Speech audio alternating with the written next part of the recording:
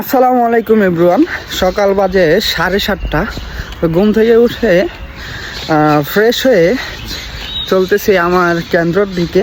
আমার কেন্দ্র বলছে আমাদের এলাকার বালাপুর এরিয়ায়।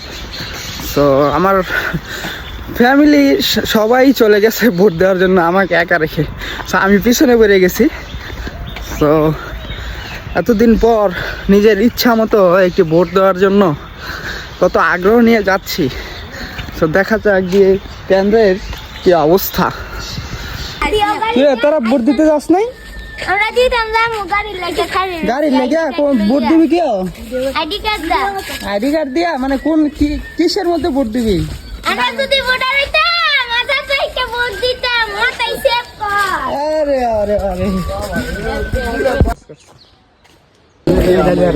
আমার মন মতো আমি যাকে আগে বাছাই করে রাখছি ওনাকে আলহামদুলিল্লাহ আমি ভোট প্রয়োগ করছি, কোনো প্রকার বাধার সম্মুখীন হয়নি আলহামদুলিল্লাহ।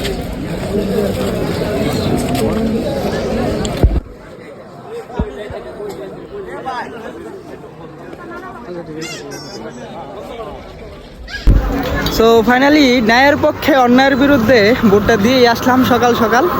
তো মোটামুটি মানুষ আসতেছে, যেহেতু সকাল আস্তে আস্তে আরও বাড়বে, যত সময় যাবে তত ভোটার বাড়বে। এখন কিছু কম, তারপরেও মানুষ অনেক কাউন্ট হইতেছে, অনেক ভোট কাউন্ট হইতেছে।